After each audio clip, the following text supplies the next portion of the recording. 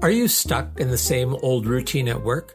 Do you find yourself hitting a creative wall, unable to see beyond your current perspective? It's time to break free and unlock the power of fresh perspectives.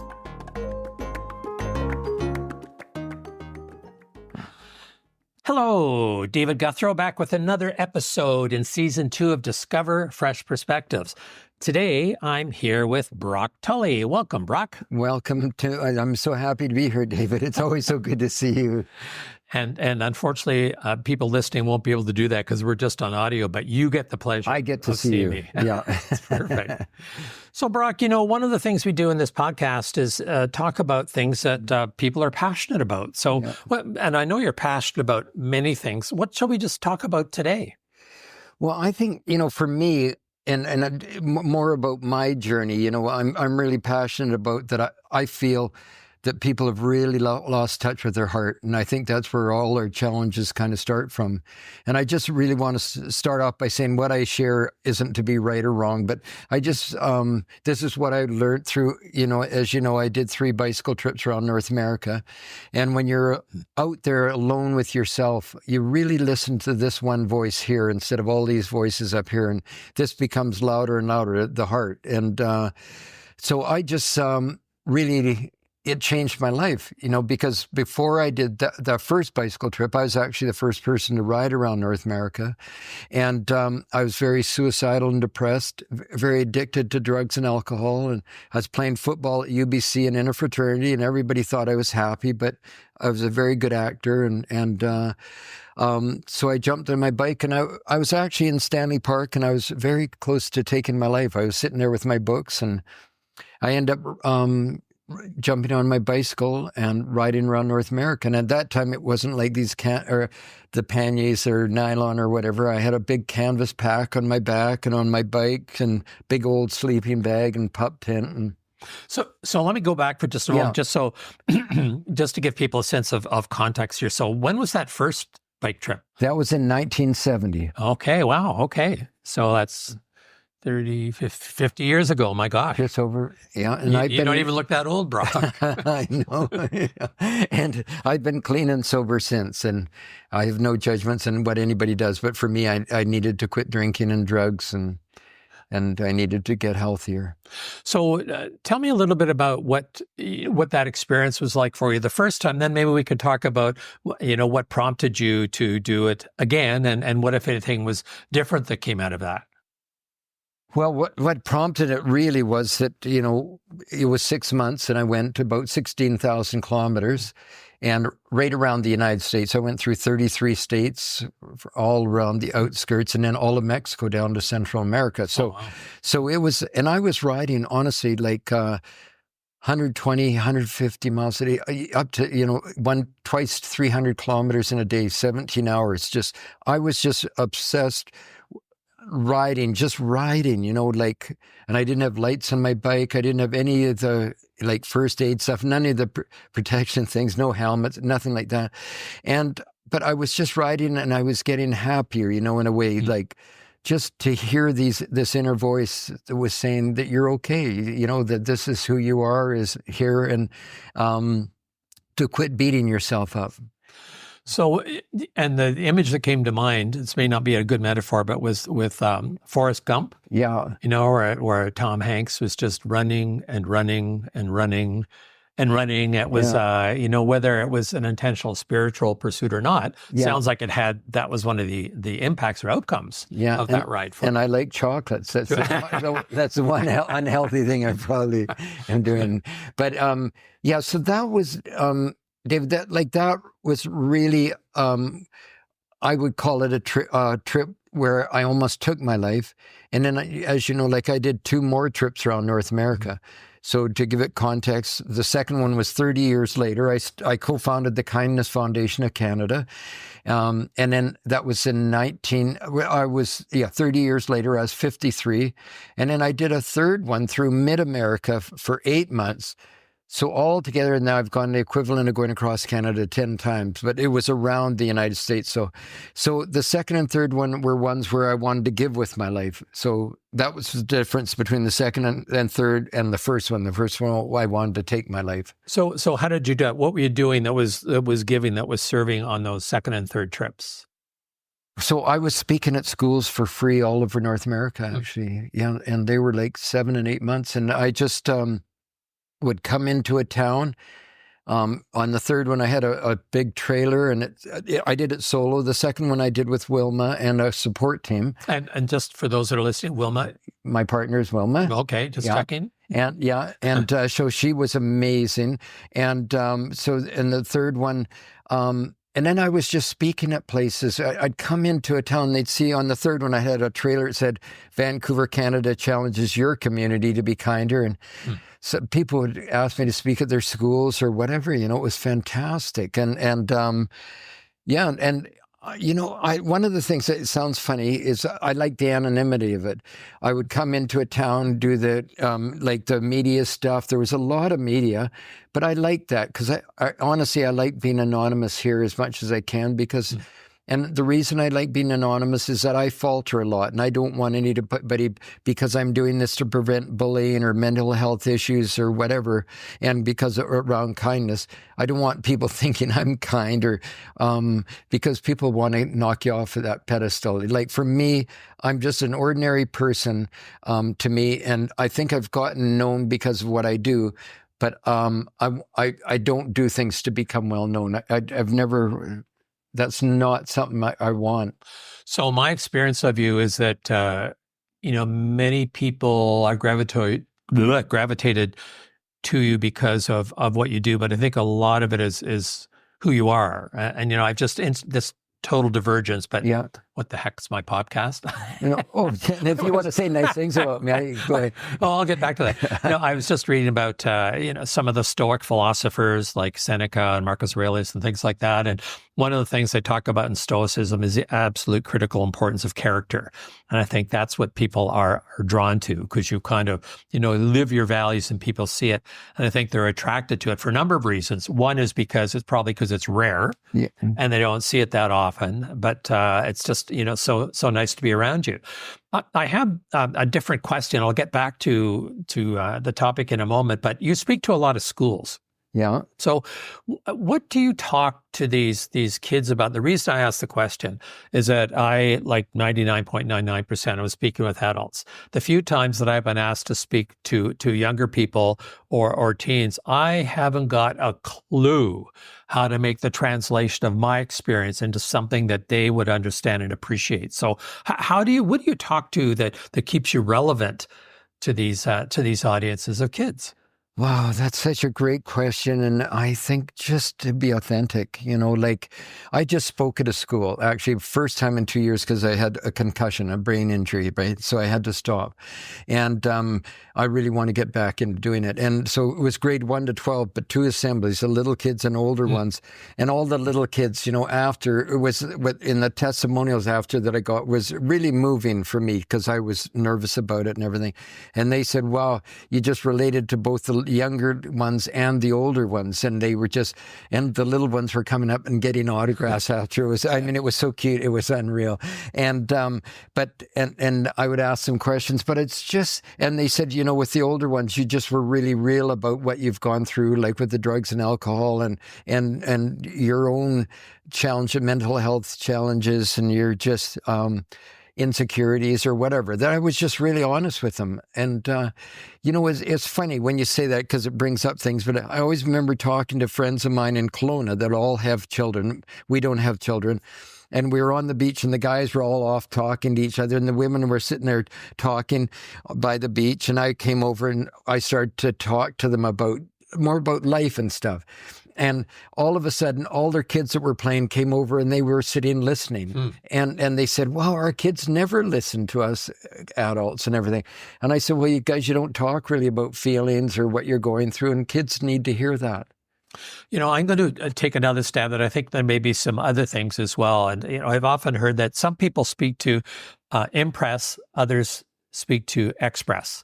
And like, I never get a sense that you are trying to impress or change people. If they change, that's just a function of the decisions they make as a result of hearing you, expressing yourself. And I think a lot of times with parents, kids don't listen because they're trying to get their kids to do something, usually something the kids aren't really keen on doing. But that sort of neutral, here's the space. It's just, exchanging thoughts and ideas. And I'm just sharing of myself. What you do with those ideas is totally up to you. Yeah. And as you said earlier before we started, not for me to judge, right? Exactly. Yeah. Yeah. Here, can I share a couple of thoughts from my books? Because I write books of thoughts, right? So one that you just kind of said. And by the way, Brock, when we put into the program notes, I'll make sure that we put in the names of your books and where people can get them and things like that, because your books are fabulous. So pardon me for interrupting. No, that's okay. The last time. So here's a couple of thoughts, because you've already brought up some that have come through me. One went, it's all right for me to have opinions, but not to be so opinionated. I always have to be right. So I think it's good to have strong opinions, but just to share them. But I'm always open to learning from other people. If I had children, honestly, I would be taking them to every different religion and everything to see that deep down we all really want the same thing. Another one I dedicated to my parents is, when I argue, I need to be right. When I discuss, I want to share. I hope my desire to love is stronger than my need to be right. So it's kind of like what you were saying. Another one is, since I changed thinking I can change others, I've changed. And since I've changed, I think my thoughts have inspired others to change their thinking. So just by sharing what I feel, I think inspires people to think about things, You keep, I shouldn't blame you for this. I keep thinking about things in response to what you're saying. And that's noticed about, take the kids to different religions and things like that. And I remember when I was reading The Life of Pi. Oh, yeah. Where the young kid was, having these great conversations with all these different clerics of different religions, different sects or whatever. And they all thought that he was one of theirs, right? And there was almost like a need for him to be one of ours, as opposed to him coming at it from, I can learn from anyone. I don't have to make judgments. I can open my mind and be curious and hear what others have to offer, and then decide for myself how I want to be. Yeah.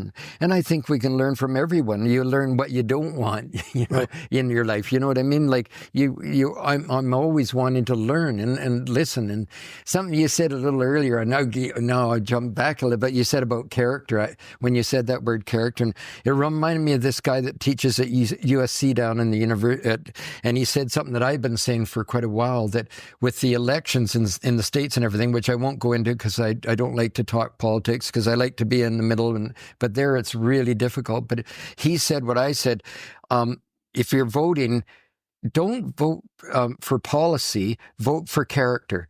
Because if you vote for character, because some people say, well, so-and-so, like say Trump or whatever, I like his policies better.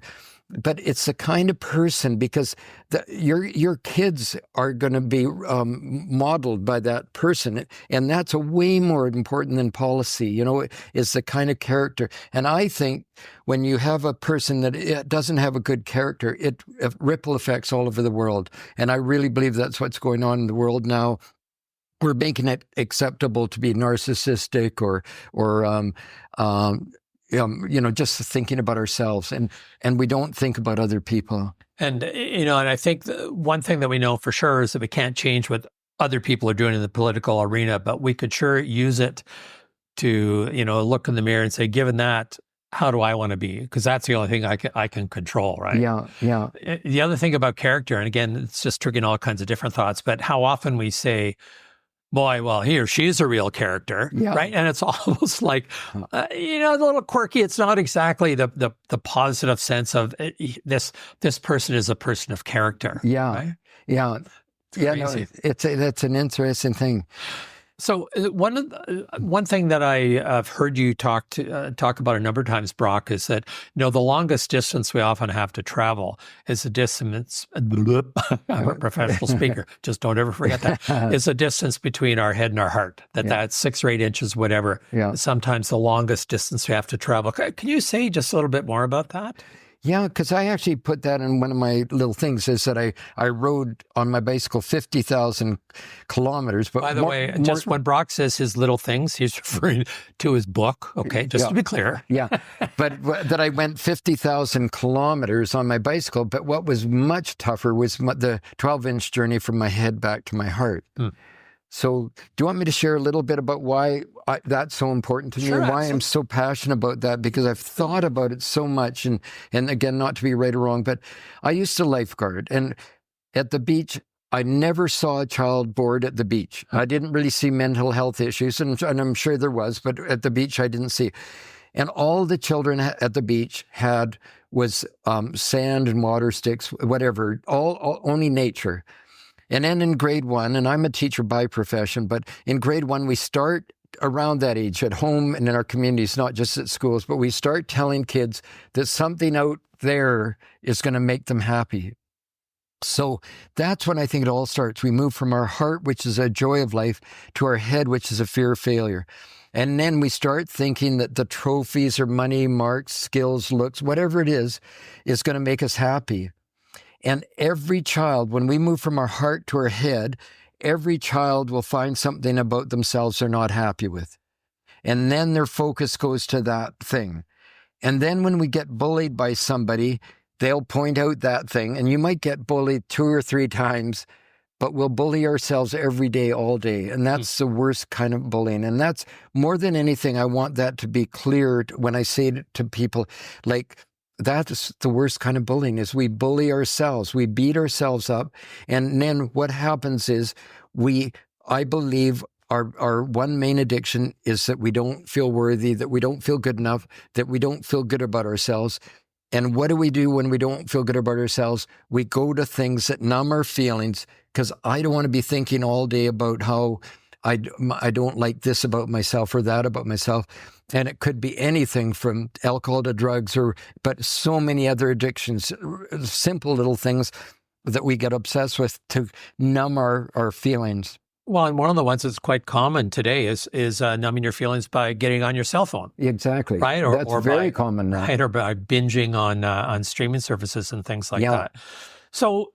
But it's that, to me, that, David, it's that simple. But the hard part, one of my thoughts in my book is, to me, life is simple. We've made it complicated, and the challenge is to get back in touch with its simplicity. We need to get back to being that child on the beach, but learning things, to enjoy the marks and the money and the trophies and the skills and looks and everything, but not to think they're going to make us happy. It's the journey that makes us happy. So given all of that, what are some ways, if someone wanted to say, yes, I hear this, now what? Like, what are some thoughts or suggestions on how someone can come back to their heart? Or what are some things that they can start to do to be more mindful of what they're trapped in and to have some different choices to go to? It's like when you're breaking a habit, the best thing to do is to not just stop it, but to replace it with a better habit. Right. So do you have any suggestions on what anyone might be able to do? Well, yeah, that's the challenge. That's what's so hard, because in our mind, like, say if I was speaking at something and I said what I just said to you, people come up after and say, "Wow, no, that makes so much sense. Why aren't I living in my heart," or whatever? And to me, life is practice. It's practicing healthy behavior. If you think about it, it took us a lot of years to get messed up, and to get back, we want to be better by tomorrow. But it's not like that. I've been clean and sober 50 years, and I'm still growing. But I thought, well, I'll get to there and I'll be, yay. But it's a never-ending journey. You never get there. So what feels good is that I am getting more clearer. Now I'm getting up early. I'm happier with stuff. And so it's practicing those things. I would say, like, say my little books, and I don't want to just say with my books, but I encourage people to get other books where they're learning about stuff, read good stuff.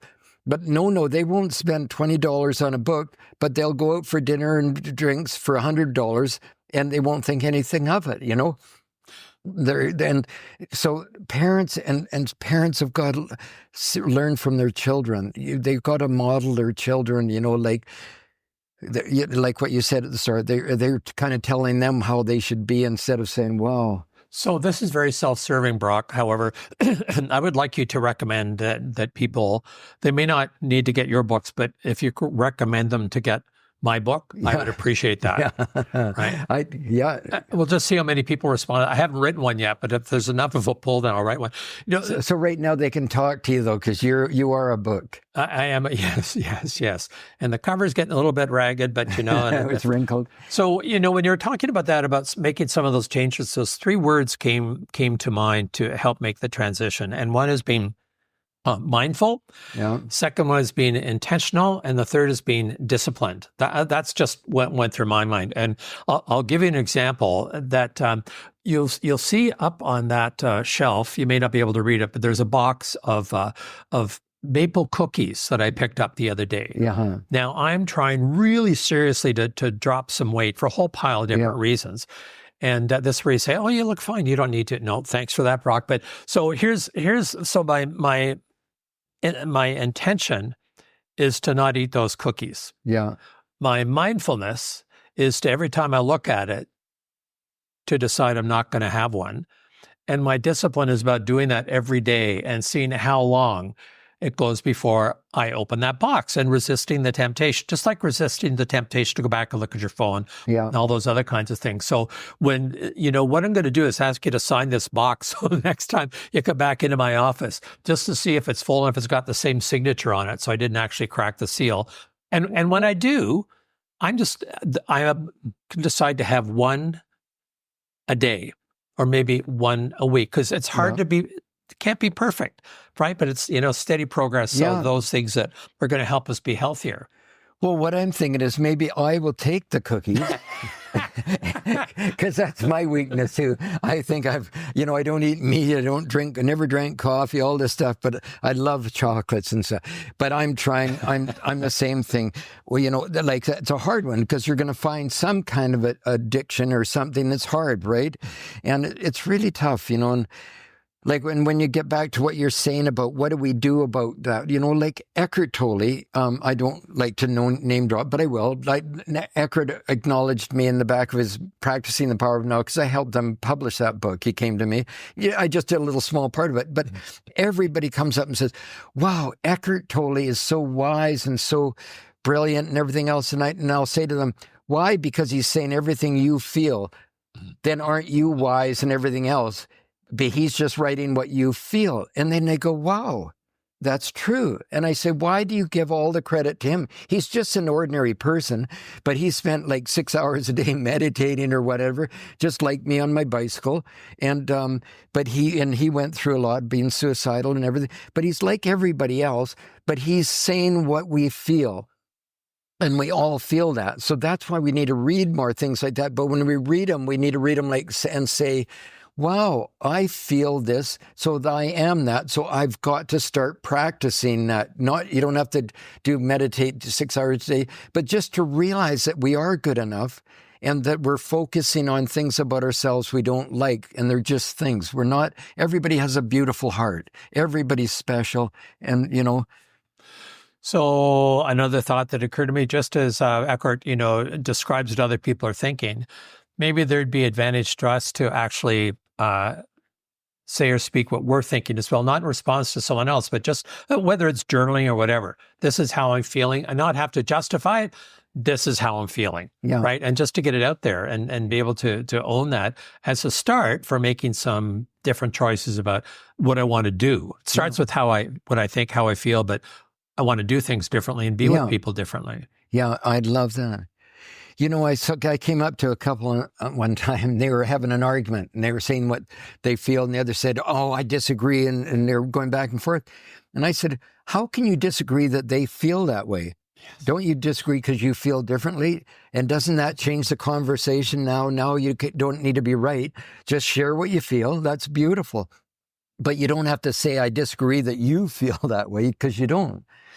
Yeah, if we, so often, and I find myself doing this well, but hopefully catching myself more frequently, it's important for me to be right. And I've tried to move that now to, it's just important for me to be heard and understood. Yeah. You don't need to agree with me. I just want to make sure that you've understood. So, and that I do the same with you, understand. We can both decide what we want to do with that information, but I don't have to make you wrong for me to be right. All that sort of thing. It's crazy what we do to ourselves. I just want the right to say what I feel. Yeah.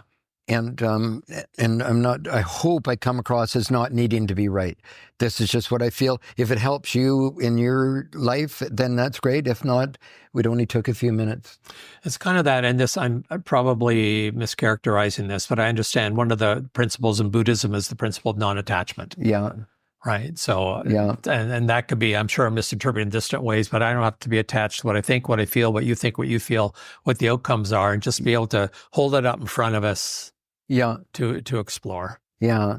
And it's nice, and again, not to beat ourselves up. I mean, I can sit here and I can say things that I think are really beautiful, but then I get in the car and I get in traffic and I sometimes can change it. You know what I mean? Oh, yes. So I don't want anybody to see me in the car. And so I don't want to hide that I'm upset or anything either, because I want to be real. But I don't want to be mad at somebody like that. But I think I'm getting better. This one time, this guy, he honked at me, and really honked at me back because I cut into his pathway, you know, and it was just getting dark. And then he pulled up to me at the next light, and he undid his window, and he's about to yell at me. And I opened my window and I said, I just really, really want to apologize. I didn't see you. And I felt him soften. And then I said, by the way, your lights aren't on. and he just all of a sudden got it. We just had this beautiful connection when it could have been a fight, right? Yep. And he just said, gosh, I'm sorry too. That's beautiful. You just remind me of that. And I'd like to be like that all the time, but sometimes I'm not quite so nice and apologize for it. Yeah, keep your lights on physically and metaphorically.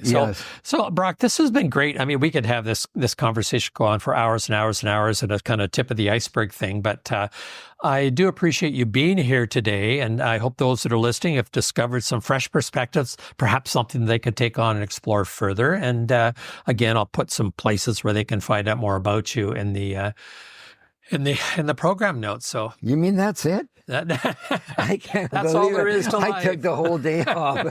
I have nothing else to do today. I know. I hated to drag you off the golf course like that. Oh, my God. Thank you for coming in. So now I can turn the fans back on. Thank you so much, David, though, seriously. And you're very special to me. So thank you so much. It's my pleasure. And this has been David Guthrow, Discover Fresh Perspectives. Look forward to having you listen to someone else next time.